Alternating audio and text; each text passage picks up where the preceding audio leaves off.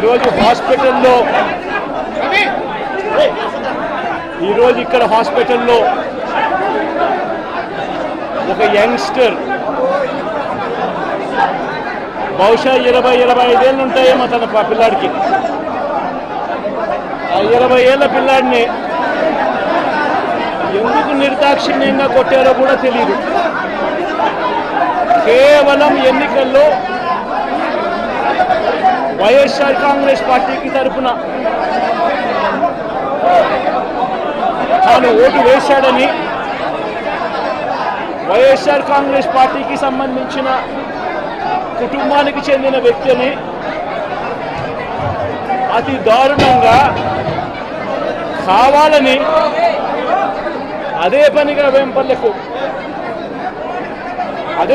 ఒక వెహికల్లో వచ్చి దారిలో పోతా ఉన్న పిల్లోడిని బైక్ ఆపి నిర్దాక్షిణ్యంగా కొట్టి హాస్పిటల్ పాలు చేస్తూ ఉంటే ఏమి సాధిస్తూ ఉన్నారు? ఇంతవరకు పులివెందుల్లో ఎప్పుడు ఇలాంటి సాంప్రదాయం లేదు. ఎన్నో ఎన్నికల్లో చేశారు, ఎప్పుడు పులివెందుల్లో ఇలాంటి సాంప్రదాయం లేదు. ఎన్నికలు అయిపోయిన తర్వాత ఓటు వేయని వారిని కొట్టే కార్యక్రమం ఎప్పుడు జరగల. రాష్ట్ర వ్యాప్తంగా కూడా ఒక భయాందోళన వాతావరణం క్రియేట్ చేయడం కోసం అని రాష్ట్ర వ్యాప్తంగా ఇదే చేయిస్తూ ఉన్నారు దగ్గరుండి. ఏం సాధిస్తారు దీనివల్ల? మీరు వేసే ఈ బీజం చేసే ఈ చెడు సాంప్రదాయం రేపొద్దున మళ్ళీ తెలుగుదేశం పార్టీ కార్యకర్తలకి చుట్టుకుంటుంది. చంద్రబాబు నాయుడు అనుకుంటా ఉన్నాడు తానేదో ఈ మాదిరిగా చేసి భయాందోళన క్రియేట్ చేసి వైఎస్ఆర్ కాంగ్రెస్ పార్టీకి ఓటు వేసిన వాళ్ళని కొట్టడం వల్ల ఒక తెలియని ఆనందం తనలో ఏదో పొందాలని చెప్పి అనుకుంటా ఉన్నాడు. రాష్ట్ర వ్యాప్తంగా ఒక భయాన్ని క్రియేట్ చేయాలని ప్రయత్నం చేస్తూ ఉన్నాడు. కానీ నేను చంద్రబాబు నాయుడు గారికి మరొక్కసారి కూడా చెప్తా ఉన్నా, ఒక చెడు సాంప్రదాయానికి నాంది పలుకుతూ ఉన్నారు. దయచేసి ఆపండి. ఆపకపోతే మాత్రం ఎల్లకాలం మీరే అధికారంలో ఉండరు. అధికారం మారిన రోజున ప్రజలు చంద్రబాబు నాయుడు గారు చేస్తూ ఉన్న ఈ అన్యాయాలను చూసి శిశుపాలని పాపాలు పండినట్టుగా ఆ పాపాలు చాలా వేగంగా పండుతూ ఉన్నాయి. అధికారం మారిన రోజున తాను చేస్తూ ఉన్న ఈ చెడు సాంప్రదాయం తనకే చుట్టుకుంటుంది. ఈరోజు దెబ్బలు తగిలినా దెబ్బలు తిన్నా ప్రతి ఒక్కరూ కూడా రేపొద్దున ఇదే మళ్ళీ అటువైపున చేసేదానికి మీరంతటి మీరే బీజం వేస్తూ ఉన్నారు. ఇది సరైన పద్ధతి కాదు. నాయకులుగా ఉన్న మనలాంటి వాళ్ళం ఇలాంటివి ప్రోత్సహించాల్సిన పని ఎప్పుడు రాకూడదు, జరగకూడదు. దయచేసి చంద్రబాబు నాయుడు గారికి ఇప్పటికైనా చెప్తా ఉన్నా, చంద్రబాబు నాయుడు గారిని హెచ్చరిస్తూ ఉన్నాను, మరొక్కసారి మళ్ళీ హెచ్చరిస్తూ ఉన్నాను. ఇది కరెక్ట్ సాంప్రదాయం కాదు, దయచేసి దీన్ని ఆపమని చెప్పి. నిజంగానే ఒకసారి మీరు కూడా వెళ్ళి ఒకసారి చూడండి. ఒకసారి ఏం పాపం చేశాడు నా పిల్లోని, ఎందుకు కొట్టారు, ఏం పాపం చేశాడని కొట్టారు. ఒకసారి హాస్పిటల్లో కూడా ఒకసారి చూడండి. ఒకసారి 90 మంది పిల్లలు ఇక్కడ జాయిన్ అయ్యారు. మధ్యాహ్న భోజనం పథకం సరిగ్గా జరగడం లేదు. పిల్లలకు కనీసం బ్యాగుల సప్లై కూడా సరిగ్గా జరగడం లేదు. ఇచ్చేటోడు ఎవడు ఇవ్వడం లేదు సరిగ్గా ఏది వ్యవస్థ అనేది ఏది సరిగ్గా జరగడం లేదు. వ్యవస్థను గాడిలో పెట్టండి. మీరు ప్రజలు మిమ్మల్ని ఏదైతే ఓటు వేశారో ఒక కారణం చేత మీరు ప్రజలు 10% మంది ఓట్లు, మాకు రావాల్సిన 10% మంది ఓట్లు మీకు వైపు డ్రిఫ్ట్ అయ్యాయి అని అంటే కేవలం మీరు చేసిన మోసపూరిత వాగ్దానాల వల్ల డ్రిఫ్ట్ అయ్యాయి. ప్రజలు మీ దగ్గర నుంచి ఎక్స్పెక్ట్ చేస్తూ ఉన్నారు. రైతులు అల్లాడిపోతూ ఉన్నారు, రైతు భరోసా అందక.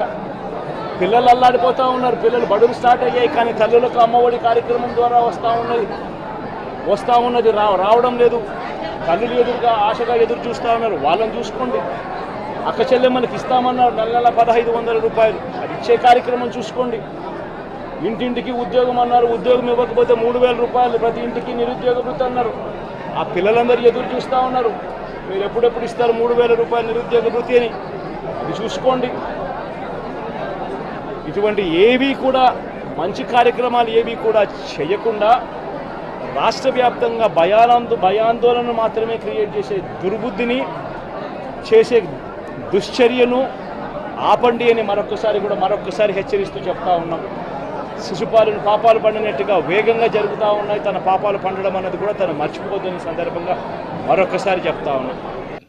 నిర్ణయం చేసాం, మళ్ళీ ఉచిత ఇసుక చెప్పాం, ఉచిత ఇసుక ఇస్తాను ఇచ్చాం. ఇప్పుడు దాన్ని కూడా కొంతమంది విమర్శిస్తున్నారు. అంటే ఎట్లా మాట్లాడుతున్నారంటే ఉచిత ఇసుక అంటే మేము ఇసుక ఇంట్లో ఇస్తామని చెప్పామని మాట్లాడతారు. లేకుంటే నేనే మళ్ళీ ఇల్లు కూడా కట్టిస్తాను, లేకుంటే వాళ్ళ ఇంట్లో కూడా పొలాన్ని నేను పని చేస్తాను అని చెప్తారు. ఏం చెప్పమంటారు వాళ్ళని? ఇది రాజకీయం. ఆ రాజకీయాలు అన్నప్పుడు వాళ్ళకి వాళ్ళు చెప్పేది తప్పని చెప్పాలి.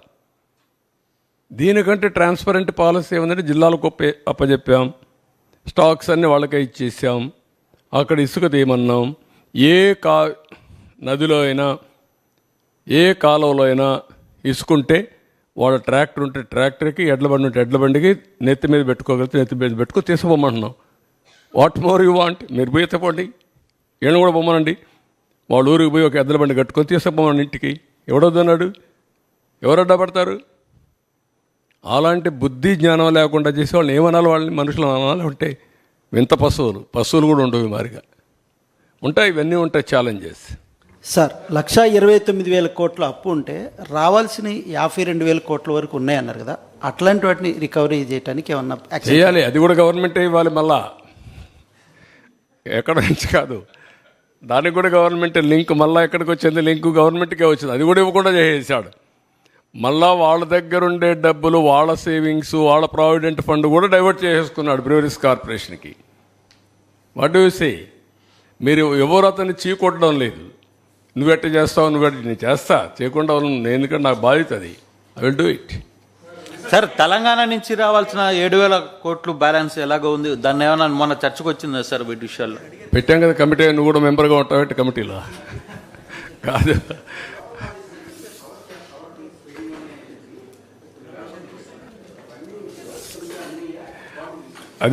అది కూడా చూడాలి. ఇచ్చారా? లోకల్ బాడీస్ నుంచి ఎప్పటికప్పుడు పవర్ కట్ చేశారు, ఇది డబ్బులు కట్ చేశారు ఫైనాన్స్ కమిషన్ నుంచి. అవి మీకు వచ్చాయా లేదంటే గవర్నమెంట్కి వెళ్ళిపోయినాయా? పార్ట్ వచ్చాయంటున్నాడు. అది చూడాలి, లెక్కలు చూడాలి. ఇప్పుడు లెక్కలు చూడాలంటే ప్రజెంట్ సిఏజీ కూడా లాభం లేదు, కొత్త సిఏజీ ఏర్పాటు చేయాలి ఇప్పుడు. Sir, the numbers you have shown have already crossed red mark, I believe. So, will you be setting up a committee to handle and take care of the new policy? Committee? What committee? So, committee to look after the deficit numbers which you have shown to us. No, that what I'm saying, all these things, public has to think. And then committeeకి ఇచ్చిన committee ఏం చేయగలుగుతారు అనేది కూడా important. Will take all opinions if necessary. Expert committee కూడా if possible will have expert committee view కూడా. Will work it out, various options. So will you delete those true-up charges and election, those true-up, the excessive charges that he levied? Will you delete those charges, those true-up charges in the election, in the current power bills? No, what I am saying, if you do that further, ఎక్కడికి పోతుందో తెలియదు కదా. ఇప్పుడు అప్పులే అంత ఉంటే రేపు కొనలేకపోతే, coal కొనలేకపోతే మళ్ళీ ఎక్కడికి పోతాం? పవర్ ఇవ్వలేము. ఇది ఒక విషియస్ సర్కిల్లో ఉన్నాం. ఈ విషియస్ సర్కిల్ నన్ను అర్థం చేసుకొని step by step how to come out అనేది కొంచెం టైం పడుతుంది. Will think over all. అల్టిమేట్గా కన్జ్యూమర్కి మెరుగైన సేవలు అందించాలి, దానికోసం వర్కౌట్ చేస్తాను. లాస్ట్ టైం ఏం చేశారు? ఇష్టానుసారంగా చేసి 19 వరకు మేము చేసిన పనులు ఉపయోగించుకొని 24, 23కి వచ్చే కొద్దికి పవర్ కట్లు పెట్టే పరిస్థితికి వచ్చారు. I don't want to go to power cuts again. Quality power ఇవ్వాలి, కాస్ట్ ఎఫెక్టివ్ ఇవ్వాలి, ఏమేమి మార్గాలను చూసుకోవాలి. One A short term, medium term, long term. I have to plan it. So will the state government launch a campaign for common people to adopt rooftop solar panels? Everything we will do. What all possible, everything. ఒకవేళ అందరూ roof టాప్కి వెళ్ళిపోయి అందరూ power వాళ్ళే మేము generate చేసుకుంటామంటే common మ్యాన్కి ఇవ్వాల్సి కూడా ఉంది మళ్ళీ. అది కూడా ఒక బాధ్యత. ఇవన్నీ కూడా ఏంటంటే హైబ్రిడ్ మోడల్లో వెళ్ళాలి.